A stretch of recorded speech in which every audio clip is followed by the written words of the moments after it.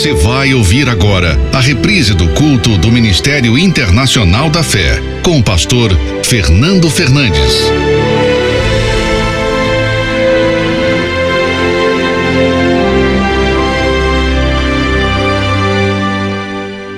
Então, sem demora, abra sua Bíblia no livro de Atos dos Apóstolos. Atos, capítulo 28. Atos 28. Último capítulo do livro de Atos. Aliás, quem está lendo o livro de Atos dos Apóstolos? São apenas 28 capítulos. A gente colocou como meta, até o final do ano, ler os 28 capítulos desse livro. É interessante que você vai ler o último versículo comigo agora. Último versículo, Atos 28.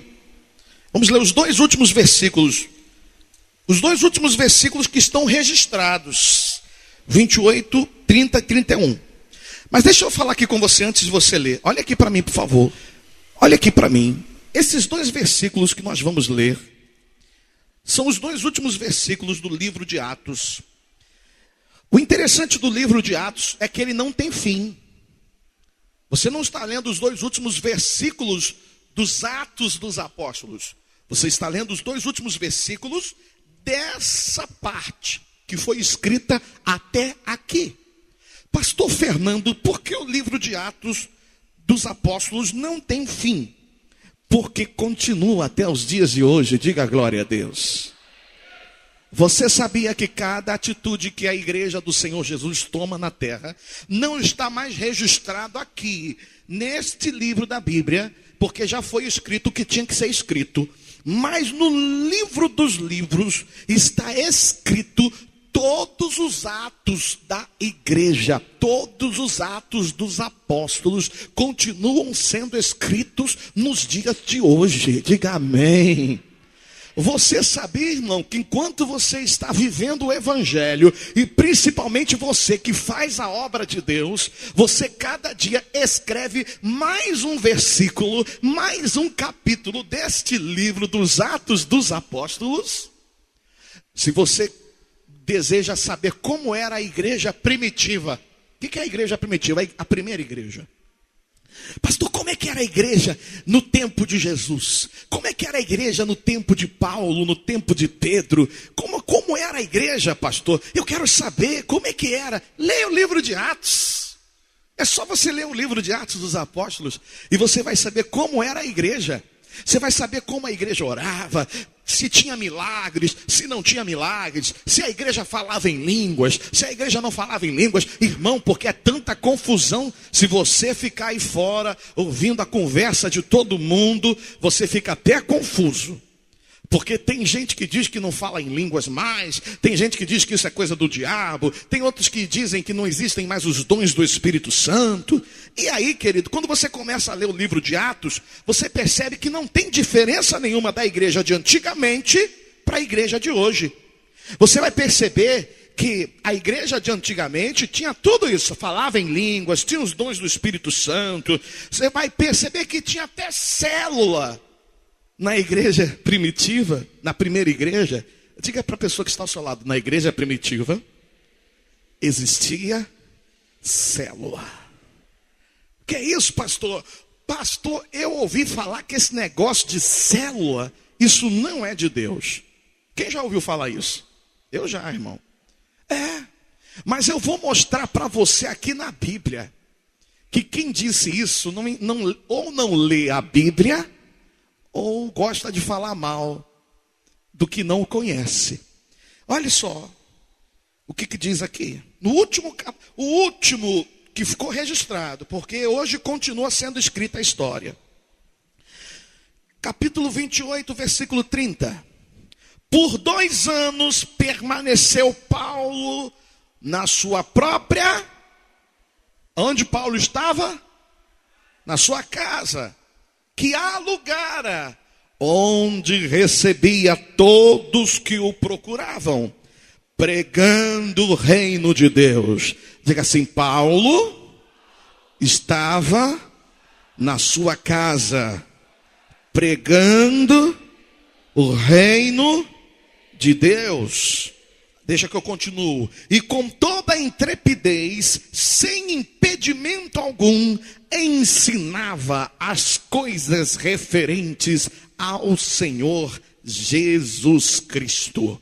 Pode sentar, querido, querida do Senhor, em nome de Jesus. Deixa eu lhe dizer uma coisa. Se alguém ouviu falar que célula não é de Deus, se você ouviu falar, o pastor, o que é uma célula?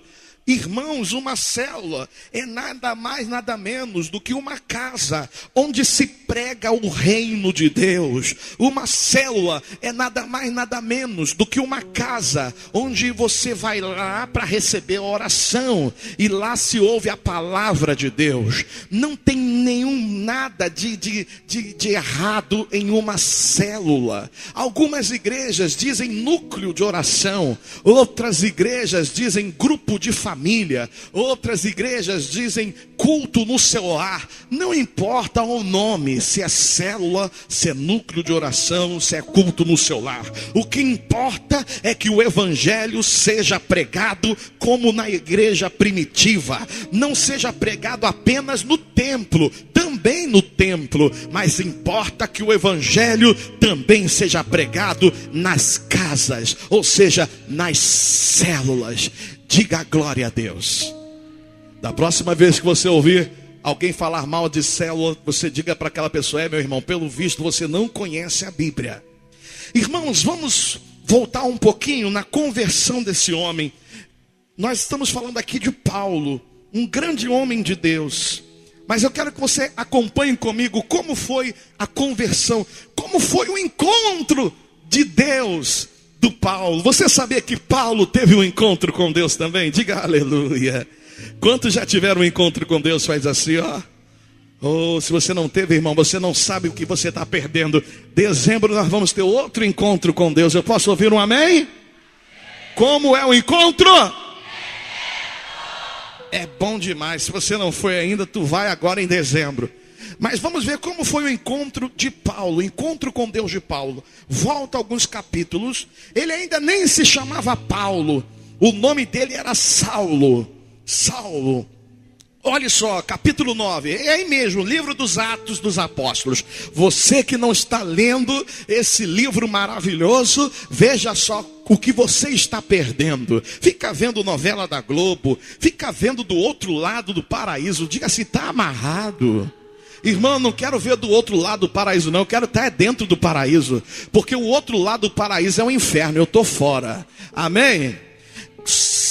Atos capítulo 9, lê só comigo a partir do versículo de número 1. Diz assim: Saulo, respirando ainda ameaças e morte contra os discípulos do Senhor, dirigiu-se ao sumo sacerdote e lhe pediu cartas para as sinagogas de Damasco, a fim de que se achassem alguns que eram do caminho, assim homens como mulheres, e os levassem presos para Jerusalém. Olha aqui, irmão, por favor.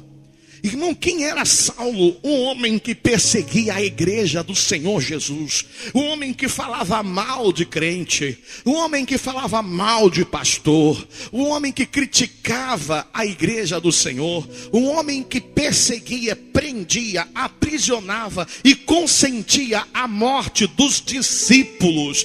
Sabe quando os discípulos da igreja primitiva ouviam falar deste nome Saulo, era pior do que o nome do diabo, porque o diabo estava morto, é invisível, é espiritual, mas o Saulo estava vivo, e era um Saulo que eles viam. Eles não viam o diabo, eles viam Saulo, e o Saulo era o diabo na vida da igreja, porque o Saulo perseguia a igreja, o Saulo queria que a igreja fechasse, o Saulo queria que ninguém fosse para a igreja, o Saulo queria matar os apóstolos, o Saulo permitia que os apóstolos fossem mortos e aprisionados. Foi esse Saulo que permitiu que um dos maiores evangelistas que a igreja teve, por nome Estevão, fosse apedrejado até a morte. Diga para quem está ao seu lado, diga assim: Saulo não era coisa boa, irmão.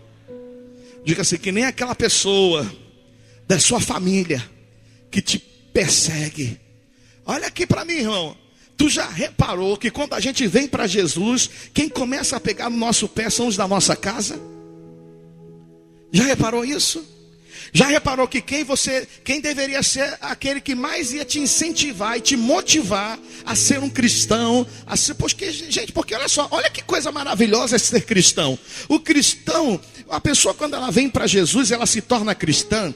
Se ela fumava, ela deixa de fumar. Quer dizer, se ela matava o corpo dela com a nicotina, ela agora para de queimar as artérias, para de gerar células cancerígenas por conta do cigarro. Se ela bebia e gastava o dinheiro dela todo com a Skol, com a Antártica, enfim, com essas cervejas, com chopp, ela para de beber, para de falar coisas que depois nem sabe que falou, para de passar vergonha por conta do álcool, por conta da bebida, enfim, passa a ter uma vida sóbria, passa a ter uma vida mais economicamente falando, né? Com mais dinheiro, que para de gastar dinheiro com bebida, com vício. Olha só que coisa maravilhosa. Se a pessoa vivia nas favelas, nas comunidades, nas bocas de fumo, nos bailes funks, a pessoa, poxa vida, ela larga a cocaína, larga o crack, larga a maconha, ela passa a ter uma vida saudável, passa a vir para a igreja, passa a aprender os princípios que Deus estabeleceu, passa a saber o que é certo e o que é errado.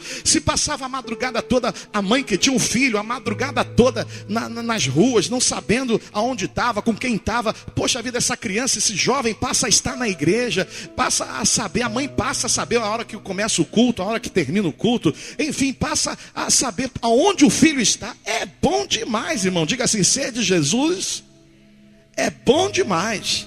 Eu não sei por que você anda tendo saudade lá do mundo. Eu não sei por que você anda pensando que a tua vida era melhor. Tua vida era melhor coisíssima nenhuma. Está amarrado em nome de Jesus. Tu era escravo do diabo. O diabo te chamava de cavalo e a tua vida era melhor. Pelo amor de Deus, acorda, abre os teus olhos, não deixa o diabo te enganar. Tua vida é boa agora. Diga amém. Mas mesmo assim, irmão, sendo tão bom ser de Jesus, a família fica contra. A nossa família começa a pegar no nosso pé. A nossa família começa a dizer que a gente é crente de Araque. A nossa família começa a implicar com a hora do culto, a hora que começa, a hora que termina o culto. Começa a ver coisas que não existem. Dizer que você vai ter um caso com o irmão da igreja, tem caso com o pastor. Meu Deus do céu, tanta baboseira, é tanta sujeira, é tanta bobice, que nem diz o outro. É tanta coisa que não faz sentido. Mas ao invés de ficarem felizes, ficam tristes. Por que isso acontece? Jesus disse que isso ia acontecer. Jesus disse assim: olha, eu não vim trazer paz, mas divisão. Quando eu li isso pela primeira vez, eu não entendi. Aí ele disse assim: de agora em diante, em uma casa, o marido estará contra a esposa contra o marido, os filhos contra os pais contra os filhos, por causa de mim. Quando você lê essa passagem na Bíblia, o título vai estar escrito assim, está nos evangelhos. O título vai estar escrito assim: não vim trazer paz, mas divisão. Que eu saiba, foi o diabo que veio trazer divisão, não Jesus. Mas a única vez que Jesus traz divisão é essa. É quando na sua família há um rompimento e alguém da sua família vem para Jesus. Você veio para Jesus. Por que começa a haver esses atritos dentro de casa? Por que começa o marido, ao invés de ficar feliz com a esposa, porque ela é uma líder de excelência, porque ela cuida de vidas, poxa vida, o marido, ao invés de dar glória a Deus pela minha mulher, glória a Deus pela vida dessa mulher, ó Jesus, obrigado, porque a minha mulher, ela está envolvida na tua obra e no teu reino. Ao invés de ficar satisfeito e feliz, fica com raiva. Por que isso acontece? Simples, vou te explicar e você vai entender hoje. Porque havia um reino só naquela casa, o reino das trevas, o reino do diabo. Porque deixa eu lhe dizer uma coisa: quem não é de Jesus não está na luz, e quem não está na luz está nas trevas. Você não pode estar na luz e nas trevas ao mesmo tempo. Uma fonte, ela não pode dar água doce e água salgada ao mesmo tempo. Ou ela dá água doce ou ela dá água salgada. Você não pode ser de Jesus e ao mesmo tempo do diabo. Você não pode ser da luz e ao mesmo tempo das trevas. Então, quando você aceitou Jesus lá na tua casa de verdade, você saiu das trevas e passou para a luz. Quando houve essa separação da luz e as trevas, ali começou a divisão. É por isso que você incomoda tanto. É por isso que tudo que você faz incomoda aquela pessoa que você até ama, mas que você não entende. Pastor, por quê, pastor? Por que isso está acontecendo? É simples, porque você agora está na luz e aquela pessoa ainda está nas trevas. E sabe qual é o problema de estar na luz? Você é observado. Quem está na luz é observado, irmão. O pastor Fernando, enquanto não estava na luz, o pastor Fernando podia ser tudo de ruim, que ninguém ia falar mal do pastor Fernando. No dia que o pastor Fernando veio para a luz, acabou o sossego do pastor Fernando no que diz respeito a poder fazer o que ele quer da vida. Porque ele passou a estar na luz, passou a ser visto, passou a ser observado. E tudo que o pastor Fernando fizer, será notado. Você já reparou, irmão, que quando um católico, quando um espírita, quando um macumbeiro, quando qualquer pessoa de qualquer religião, ela assalta um caixa eletrônico, faz um assalto, um roubo de carga, que agora é muito comum. Quando sai no jornal, sai lá, fulano, Marcelo, Ricardo, Rodrigo, 22 anos, foi preso tentando fazer um assalto, um roubo de carga. Agora, se o indivíduo é evangélico, se o indivíduo é crente, tenha certeza que vai sair na matéria do jornal: evangélico é preso assaltando um carro forte, evangélico é preso assaltando uma carga. É verdade ou não é? Sim ou não? Claro que é, irmão. Tenha certeza que é. Justamente porque pelo menos se espera. É verdade que tem muitos evangélicos que estão nas trevas, mas espera-se que um evangélico esteja na luz. Isso é normal, a gente não tem que reclamar. Você não tem que reclamar se alguém vê o teu defeito. Você não tem que reclamar se alguém pega no teu pé. O que você tem que observar se você está dando um bom testemunho ou não. Diga para quem está ao seu lado, diga assim: podem até falar de você. Diga assim: mas que falem injustamente. Se falar, irmão, que fale por conta da injustiça. Ou seja, sem você ter feito nada de errado. Porque vão falar, de um jeito ou de outro, vão falar. Então, quando você veio para a luz, houve uma separação das trevas para a luz, passou a existir dois reinos. Mas eu tenho uma boa notícia para te dar. O Senhor Jesus disse assim: olha, crê. Aliás, foi o apóstolo Paulo que disse: crê no Senhor Jesus e será salvo você e a sua casa. Se está tendo divisão, se está tendo briga, se o marido está no teu pé, porque tu vem para a igreja, porque tu dá célula, fica firme, ser fiel, tenha sabedoria, porque ele também vai vir. Pode aplaudir ao Senhor. Agora, irmão, não liga não com a perseguição, porque a perseguição não é só dos da nossa família de sangue, não. A perseguição dos da igreja também. Irmão, vai você falar uma coisa e não conseguir fazer. Vai você falar assim: amanhã eu vou ver se eu faço isso, amanhã eu vou ver. E não faz não, para tu ver só. Como é que pode um pastor, como é que pode um evangélico? A pessoa não quer saber, não quer se colocar no teu lugar. E é crente, e o pior é isso, é crente. Tem crente que nem parece que é crente. Diga assim: tem crente que nem parece que é crente. Porque tem duas balanças. Para ele, a balança é uma. Para ele pode sempre a balança é mais leve, mas para o outro a balança é pesada. Vai fazer alguma coisa que ele não concorde só para tu ver. Você quer permanecer na igreja? Sim ou não? Faz assim, quem quer permanecer? Aprenda a se colocar no lugar do teu irmão. Nem sempre alguém que disse que ia fazer uma coisa e não fez, não é porque não tem palavra. Muitas vezes é porque não deu e imprevistos acontecem. Diga assim: imprevistos acontecem. A intenção é uma, irmão, mas amanhã é que Deus sabe a realidade. Eu posso dizer para você: amanhã eu vou fazer tal coisa, mas amanhã pertence a Deus e só Deus sabe o dia de amanhã, irmão. E eu não posso tacar pedra em ninguém, e nem julgar ninguém, e nem ficar no pé de ninguém, porque alguma coisa não aconteceu como combinado. Eu nem sei por que eu estou falando isso, mas receba aí em nome de Jesus. Amém? A gente precisa aprender a ser luz e não ser trevas. Mas aí vamos continuar a leitura, porque a hora já nos cobra. Olha só, esse homem que estava em trevas, o que aconteceu com ele? Versículo de número 3. Seguindo ele estrada fora, ao aproximar-se de Damasco, subitamente uma luz do céu brilhou ao seu redor. Aleluia. O que brilhou? O que brilhou? Uma luz. Jesus é a... E quem está com Jesus está na luz. Por isso que Jesus é a luz e você está na luz.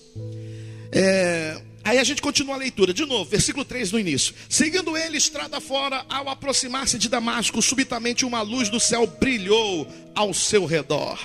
E caindo por terra, ouviu uma voz que lhe dizia: Saulo, Saulo, por que me persegues? Olha aqui, irmão, por favor.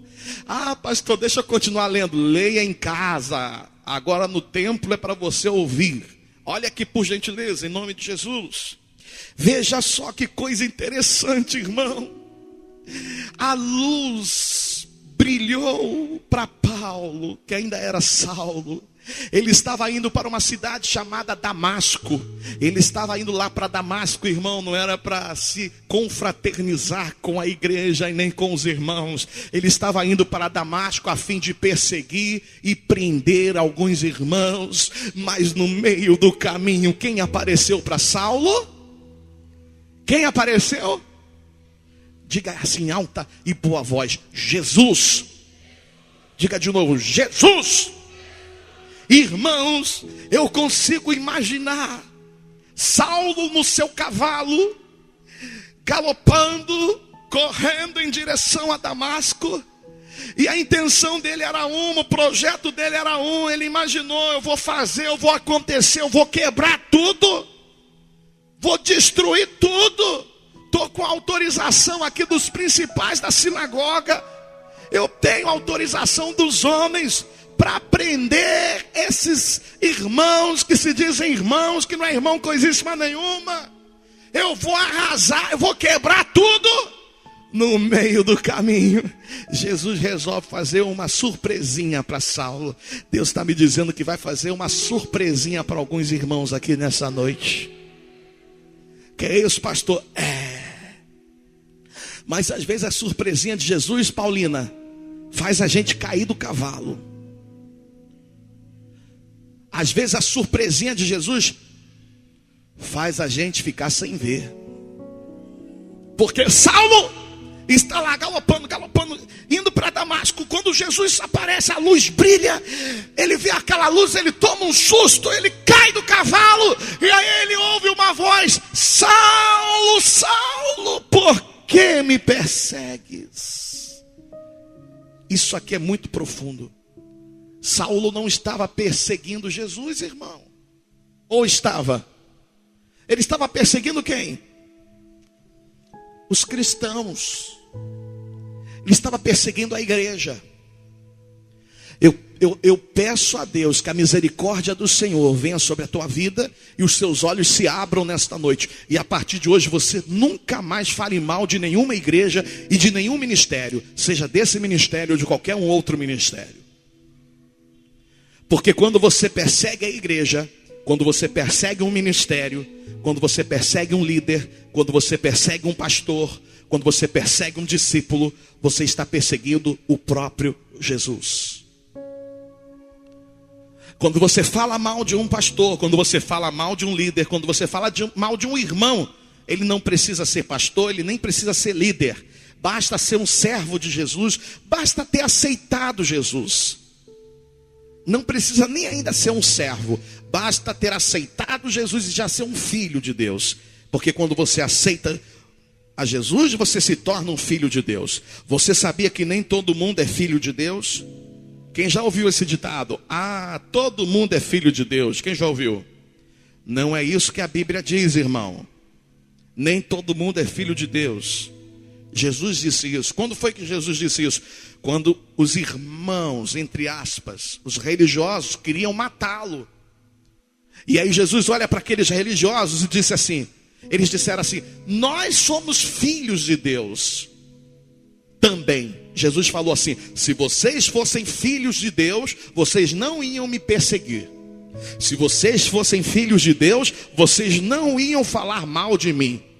Se vocês fossem filhos de Deus, vocês não iam querer o meu mal. Porque um filho de Deus não quer o mal do outro. Um filho de Deus não deseja o mal do outro. Um filho de Deus não deseja a morte do outro. E vocês estão desejando a minha morte.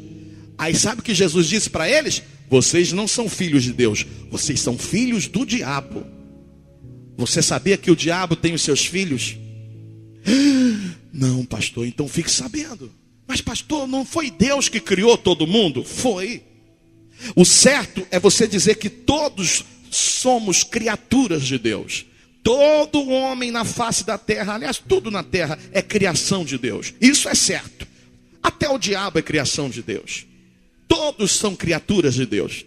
Todos são criação de Deus. Mas quem são os filhos? Eu vou te dizer quem são os filhos.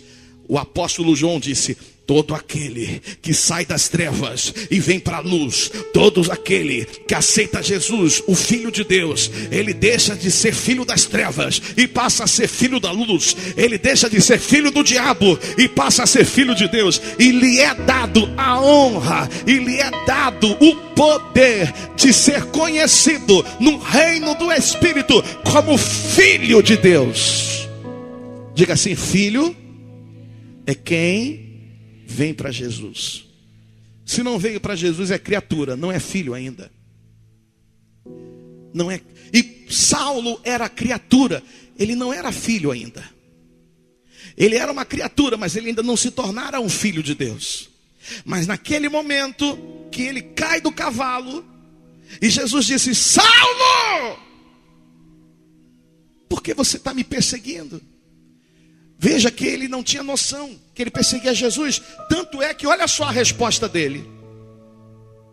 Versículo 5. Ele perguntou, quem és tu, Senhor? E a resposta foi, eu sou Jesus, a quem tu persegues. Mas levanta-te. Repita comigo essa palavra, levanta-te. Deixa que eu continuo. E entra na cidade, onde te dirão o que te convém fazer. Olha aqui para mim, por favor, já se coloque de pé. Ministério de louvor, já se posicione. Príncipes e princesas, já peguem a ceia. Por favor, por gentileza. E você que está aqui nessa noite, preste muita atenção, para você não perder nada da revelação dessa noite. Até os príncipes e princesas, embora estejam trabalhando e vão pegar a ceia, mas fiquem ligados. Fiquem ligados. Olha só, que coisa profunda. Jesus, quando Saulo cai do cavalo, Jesus lhe dá algumas instruções para Saulo. Jesus fala para ele, entra na cidade, mas tu não vai perseguir os meus discípulos. Tu não vai prender meus discípulos. Tu vai aguardar o que eu vou lhe dizer. Eu vou lhe instruir. Irmãos, existem coisas que acontecem na nossa vida que a gente não entende. E de repente você chegou aqui nessa noite exatamente dessa forma. Estão acontecendo algumas coisas na sua vida que você não está entendendo. Mas se você entregou a sua vida para Jesus, confia nele. Amém? Há um versículo que foi um dos primeiros que eu conheci, que diz assim, é um salmo, não me lembro exatamente o número. Entrega o teu caminho ao Senhor, confia nele, e tudo mais ele fará. Amém? Se você entregou a sua vida para Jesus, confia nele. Pastor, mas está difícil, pastor. Meu marido, minha esposa, meus pais estão pegando no meu pé. Segue em frente, tenha paciência. Eu aprendi No último congresso que eu participei lá na Cidade da Santidade com o pastor Jabes Alencar, uma estratégia maravilhosa para fazer você passar por cima de qualquer perseguição. Pastor Jabes estava dizendo: aprenda a deixar para lá. Como assim, pastor? A mulher está pegando no teu pé, o marido está pegando no teu pé, família está falando mal da igreja, está falando mal do pastor, está falando mal do ministério. Deixa para lá. Está entendendo, sim ou não? É assim mesmo. Deixa para lá. Diga para a pessoa que está ao seu lado: você precisa aprender a deixar para lá. Pastor, mas está difícil. O que você vai fazer? Ah, não aprendeu não. Se tivesse aprendido, você ia mandar na lata. Deixa para lá. Tem que fazer assim com a mãozinha. Faz assim, ó. Deixa para lá. Cadê? Só um terço. Faz assim, ó. Deixa para lá. Olha para o teu irmão. Faz assim, irmão. Deixa para lá. Mas pastor, tá difícil. Mas pastor, não aguento mais. Pastor, minha mulher. Pastor, não aguento mais. O discípulo, a mãe do discípulo, o pai do discípulo. Pastor, mas eu não aguento mais. Pastor, estão falando mal. Quando eu estava no mundo, ninguém reclamava. Pastor, agora que eu sou de Jesus, está um inferno. Está entendendo mais ou menos como é que é? Está entendendo, sim ou não? Deixa para lá. Porque não vai te adiantar nada ficar aí se irritando com tudo. Deixa para lá. Irmão, se eu fosse ficar preocupado com o que eu sei que falam mal dessa igreja e desse ministério, mas o que eu faço? Ah, eu deixo para lá, irmão. Eu entrego nas mãos de Deus. Quem quiser me julgar, que me julgue. Eu aprendi uma coisa, irmão, e eu dou glória a Deus porque eu aprendi com isso. Se eu ver um irmão, sabe, no culto, se eu ver ele pregando com brinco, eu não julgo. Se eu ver ele pregando com tatuagem, eu não julgo. Mas pastor, aqui na igreja se ensina que a gente não é para fazer tatuagem. Se ensina que o homem não usa brinco. Verdade, a gente ensina tudo isso. Mas eu não digo que quem faz não é de Deus e nem julgo quem o faz. Sabe o que eu faço? Isso não é problema meu. Às vezes aquela pessoa está com o coração mais limpo que o meu. Você entende, sim ou não? Irmão, nós não estamos aqui para julgar ninguém. A gente tem que ser fiel aos princípios da Bíblia e às doutrinas da nossa igreja. Mas quem faz, irmão, tem muita... Lá no céu vai ter muita gente, pastora, que vai levar um susto. Vai ter muita gente que chegar lá no céu, vai ver irmão lá que tinha uma tatuagem, uma cruz, escrito Jesus. Eu falei, olha lá. Que isso, pastor? É, irmão. A graça de Deus, a multiforme graça de Deus é algo tremendo. Por que eu digo isso? Por base nisso aqui. Sabe o que aconteceu com Saulo? Vamos continuar para a gente terminar, né, irmão? A gente não continuar no domingo que vem. Outro texto no domingo que vem. Olha só. Diz assim, vamos pular por cada hora. Pula para o versículo 8. Então se levantou Saulo da terra, e abrindo os olhos nada podia ver. E guiando pela mão, levaram-no para Damasco. Esteve 3 dias sem ver, durante os quais nada comeu nem bebeu. Ora, havia em Damasco um discípulo chamado Ananias. Disse-lhe o Senhor numa visão: Ananias. Ao que respondeu: eis-me aqui, Senhor. Então o Senhor lhe ordenou: dispõe-te e vai à rua que se chama Direita, e na casa de Judas procura por Saulo, apelidado de Tarso, pois ele está o quê? O que ele está fazendo? Orando, né? E viu entrar um homem chamado Ananias e impor-lhe as mãos para que recuperasse a vista. Ananias, porém, respondeu: Senhor, De muitos tenho ouvido a respeito desse homem, quantos males tem feito aos teus santos em Jerusalém, e para que trouxe autorização dos principais sacerdotes para prender todos os que invocam o teu nome.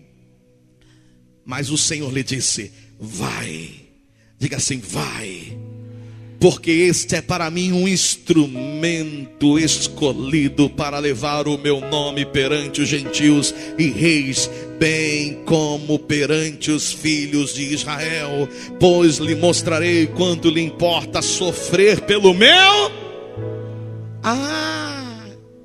A gente sofre pelo nome de Jesus, irmão. E aí que a igreja ainda não entendeu isso. Muitos da igreja ainda não entenderam isso.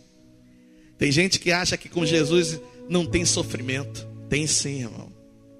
Mas sofrer com Jesus é a melhor coisa que tem. Diga glória a Deus. Porque quem sofre com Jesus não lhe falta o bálsamo da cura.